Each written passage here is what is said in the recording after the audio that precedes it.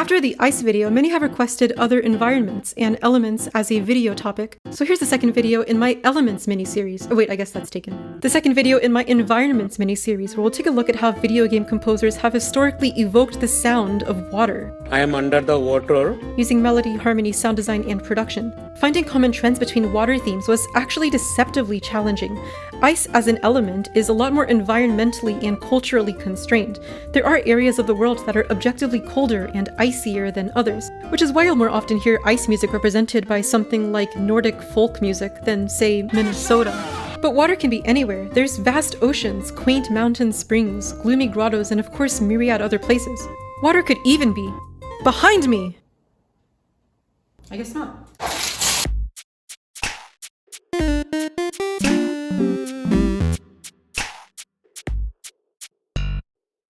Like in the ice video, I've generally found that there are 4 huge trends in water music, which we can turn into categories. Honestly though, it's very non-mutually exclusive this time, and I suppose fittingly you'll often find that most quintessential video game water music tends to flow and bleed between these categories. Just think of each of these categories and their respective flagship tunes as just paradigms.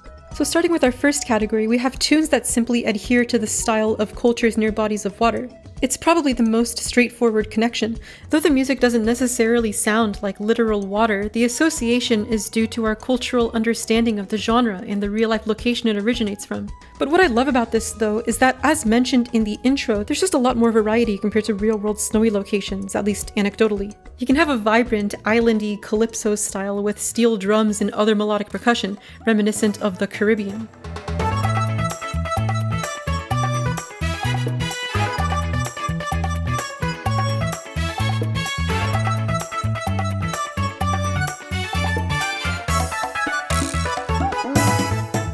Or you can have something like the more relaxed bossa nova with complex harmonies reminiscent of Brazil.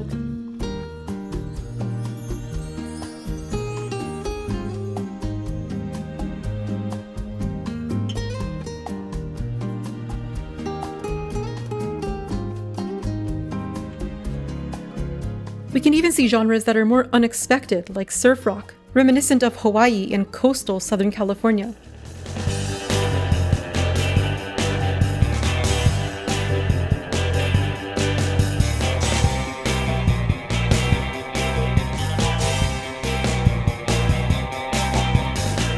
I found that most of the time we hear these styles used in games, it's in a more beach-like environment, as of course all of these cultures are beachside. But there is historically a culture that lived primarily on the water.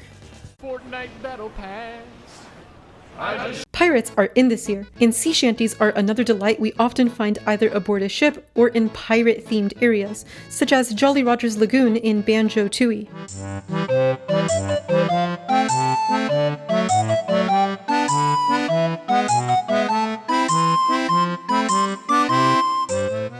These are, of course, just some examples of cultures that live by the ocean, and it's always cool to see how genre is able to evoke a specific environment only because we know where it comes from in the real world. But what about water music that is not necessarily tied to one specific culture? Let's talk about arguably the most influential water level music of all time, the underwater theme from the original Super Mario Bros.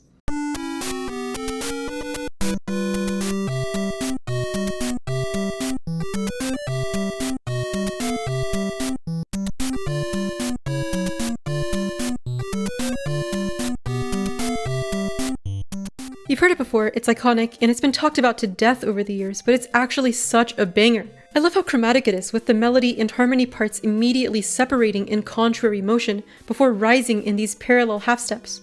And the chromaticism doesn't stop there. Our main melodic figure just takes our C major chord, moves everything down a half step to B major, and then right back up to C. This repeats in the following 4 measures with melodic embellishment, and then we have more or less the same thing except transposed up a fifth to G. I just love how simple this figure is, and of course the chromaticism moving us ever so slightly down and back up feels so playful and buoyant, matching Mario's underwater movement perfectly. But probably the most important aspect of this tune though is that it's in 3/4 and is a waltz.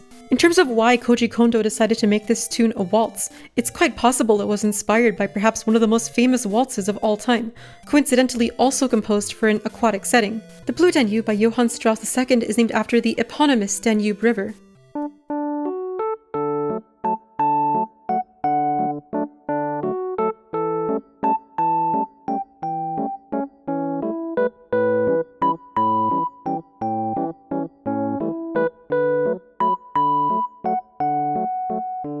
The melody is structurally quite different, but I'm convinced Kondo was influenced by the waltz feel and harmonic structure.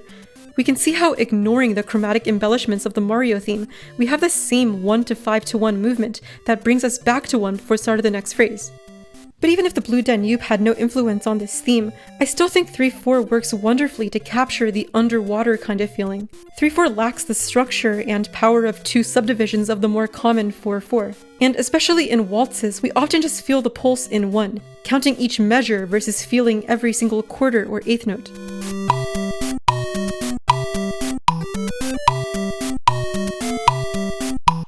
This just feels so floaty in my opinion, fitting of our floatier environment.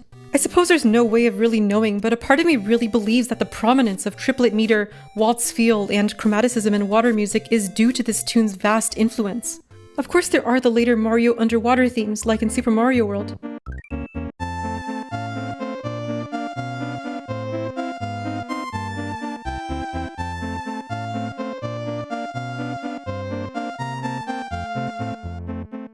Or Super Mario Bros. 3, which isn't a waltz but features a very chromatic melody definitely reminiscent of the original water theme.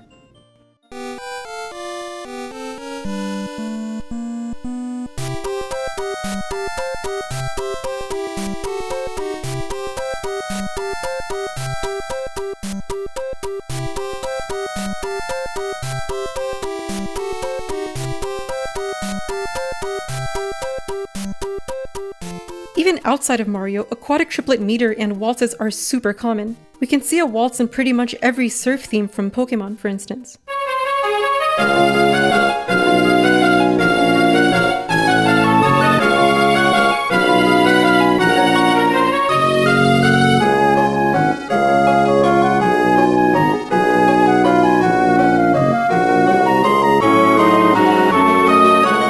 But a slightly less archetypal example of this kind of influence that I absolutely adore is Whisper of Domus Aurea from Genshin Impact.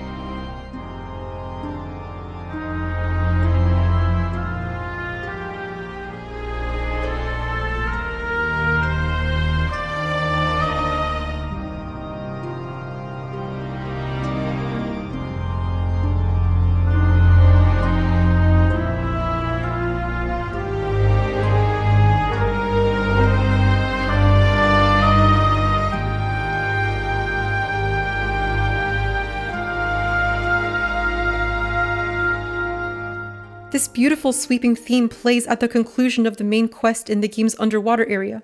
In this first section, we have this beautiful chromaticism in our main melodic line, which just slowly rises in these tentative but deliberate steps over the course of 3 measures, before falling into another rising section for 1 measure before restarting the ascent.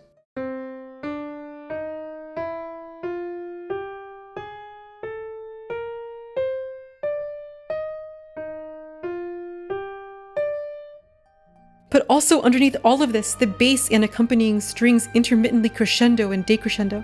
It's probably the most literal water-related figure we've seen thus far, feeling like the ebb and flow of the tide. Pretty much everything is played on strings and feels so long and washy, but we actually switch things up a bit after this section ends.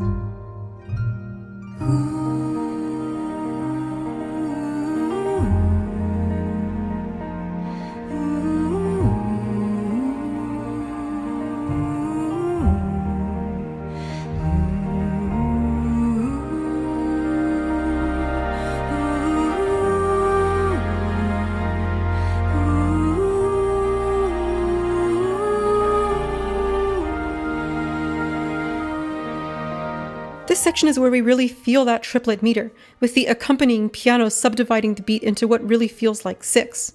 The melody also evokes our triplet meter, holding these hauntingly beautiful long notes and bridging them with triplets. And of course we have those same washy strings to keep the phrasing long and cohesive.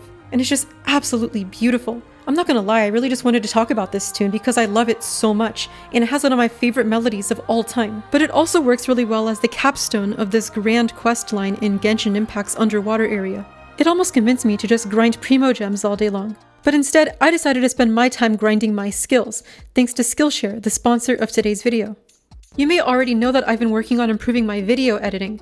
Thanks to the excellent classes on Skillshare, the process has been both intuitive and fun. Skillshare is the largest online learning community for creatives, and there are thousands of classes to choose from in whatever discipline you're interested in. From art, music, film, and animation to programming, cooking, and video editing. All of these disciplines are led by experienced industry professionals who can help you improve your skills, whether it's for your career, side hustle, or just a hobby. And don't forget about Skillshare's learning paths, full courses that can help you master any specific skill, which is an excellent format for learning things like music composition, production, or video editing. I'm currently completing the Start Your Freelance Video Editing Learning Path, an excellent series of videos taught by Ryan Cow. I think creativity as a practice is like a muscle, and what better way to train than with regimented, sequential courses offered through these learning paths. The first 500 people to use my link in the description will receive a 1-month free trial of Skillshare. Get started today. But alright, our Genshin tune also introduces us to another huge trend I hear a lot in underwater bangers. These rising lines that steadily climb over a chord or series of chords. Typically these are played as arpeggios, or chords that are broken up and spread out horizontally. Of course there is no better tune to demonstrate this than perhaps the second most iconic water level theme of all time, Dire Dire Docks from Super Mario 64.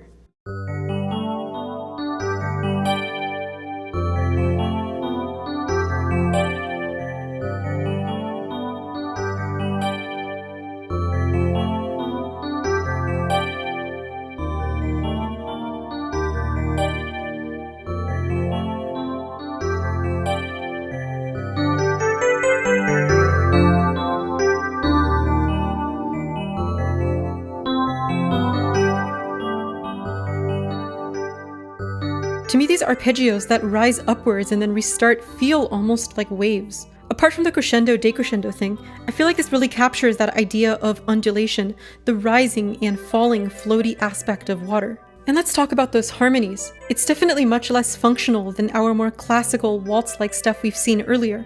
Both the real-world culture and waltz-style underwater music tend to lean more on that 5 chord, which typically has this strong pull back to our tonic. But Dire Dire Docks' harmony represents an interesting, almost film score-y modal kind of harmony, which we're gonna see a lot more of. We avoid the 5 chord entirely, at least for the majority of the tune, instead opting to use washy modal interchange. These slightly darker, warmer chords quite literally pull us downwards in whole steps before rising back up the way we came.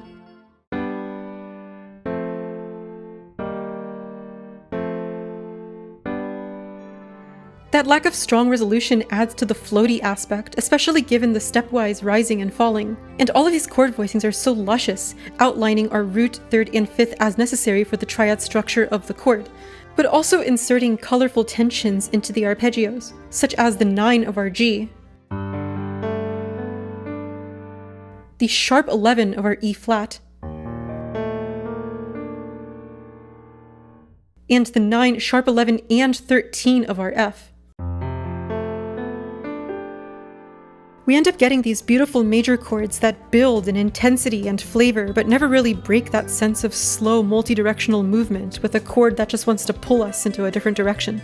I've actually found a very similar harmonic structure in a similar context in a pretty unexpected place. The Bottomless Well theme from the Smurfs' Nightmare for Game Boy Color.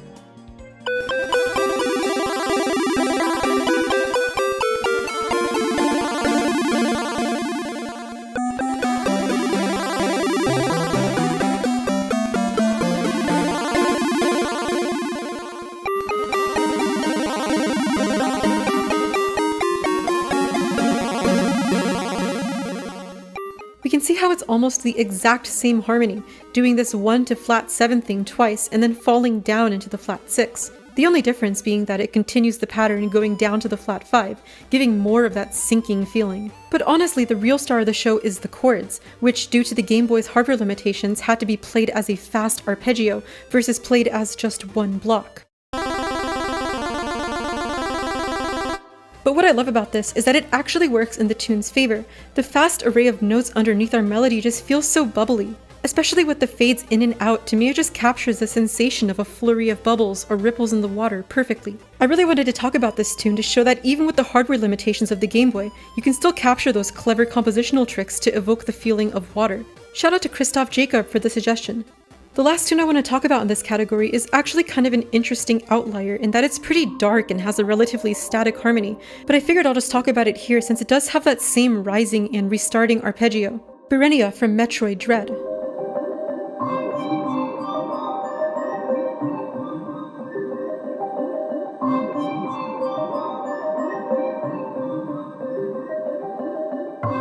The tune's aquatic feel is definitely hard carried by its excellent sound design. The lower ostinato has this kind of slidey, bubble popping or water droplet kind of quality. The main melodic instrument sounds almost like a glass harmonica, which is cool since the instrument typically requires water to create friction and produce sound. But I think the low-key best part is that sonar ping that echoes and fades out. It so efficiently sounds both sinister and aquatic, the two most important things you need in a water area of a Metroid game. But the harmony and such is cool as well. Though it's relatively unchanging, the arpeggio outlines a kind of mysterious Sea Dorian sound, of course also fitting of this darker area. I love the cycle length though. Whereas Dire Dire Docks and most tunes like it restart the cycle at the beginning of each measure, this is on a cycle of 7 eighth notes, which restarts slightly before the end of the measure. The result is this kind of cool, off-kilter polymeter kind of thing, which we've seen before, but it's cool to see it superimposed over this watery kind of sound. I love Birenia. And now we're left with the last big category of water music. Everything we've heard thus far seems to emulate some aspect of the fluidity and movement of water. But there's also a huge subgenre of water level music that seems to evoke the vastness and sheer scale of the ocean. These tunes take advantage of longer note length, heavy reverb, and other fun little tricks to emulate the expanse of the deep blue. Of course, we can't talk about the ambience of aquatic environments without talking about Kid Named Aquatic Ambience, perhaps the third most iconic underwater theme of all time.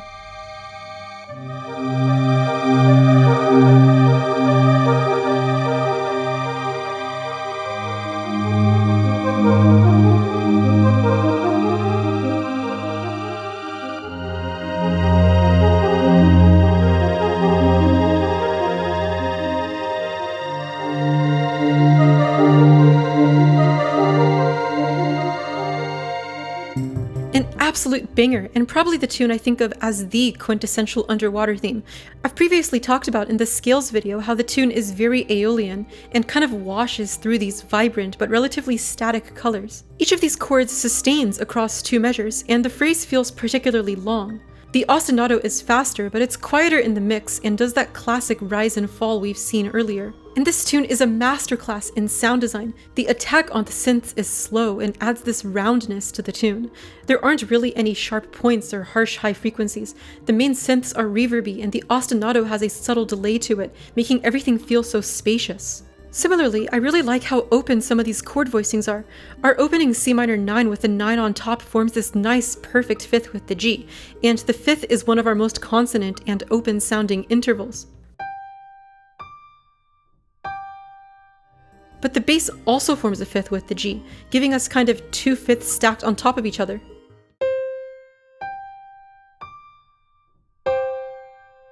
This open ninth-y kind of sound is something I personally associate with underwater music, perhaps because of how it combines that mellow sound with the openness of the ocean. This tune from Echo the Dolphin Defender of the Future uses a similar kind of voicing with the ninth on top, and generally follows similar stylistic choices to things we've previously seen.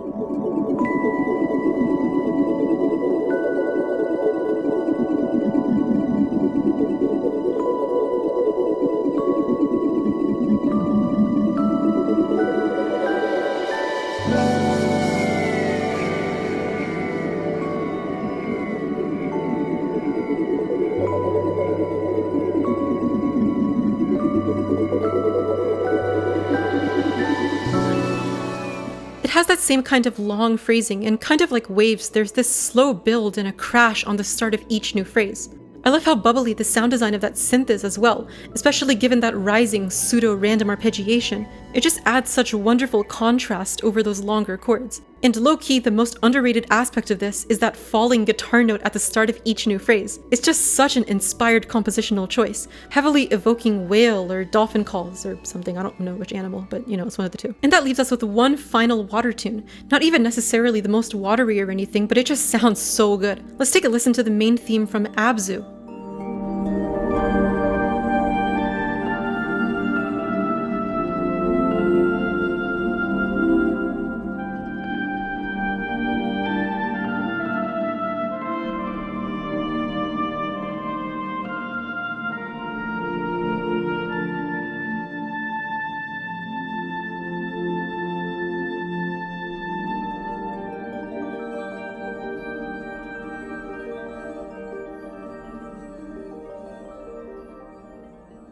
An absolutely breathtaking cue. What I immediately love about this is how film scory and free it is. It lacks that more rigid structure of the other underwater themes in both melodic phrasing and harmony. This oboe solo kind of just wanders through this stepwise G Dorian-ish melody, which slowly expands in intervallic distance near the end and gets more sparse. The harmony is so flowy as well, starting Dorian and becoming a bit more Aeolian-ish with this E-flat chord. And probably the most colorful part of the entire theme, this 14-note motif that reflects downwards halfway through, played on these glassy instruments.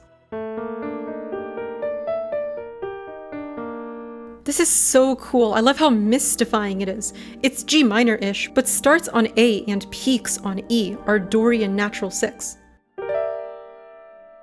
It just feels so unplaceably modal and super fitting of this game's grander themes of life and Sumerian mythology. But the execution is also so watery. The 14 notes in this part are on a quintuplet cycle, while the lower part is on a septuplet cycle, on paper creating this Jacob Collier-esque polymeter polyrhythmic abomination.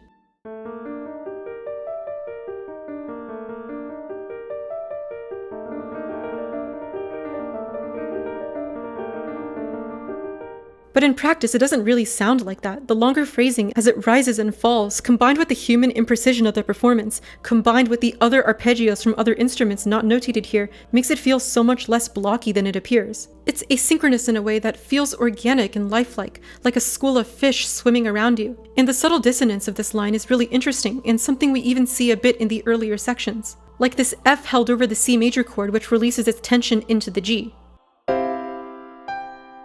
Or the B flat over the D minor chord, which releases its tension into the A.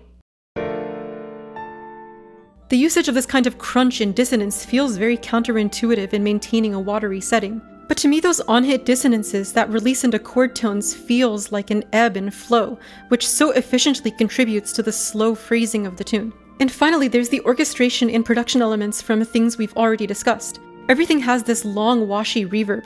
Most instruments have a slow attack and release on each note.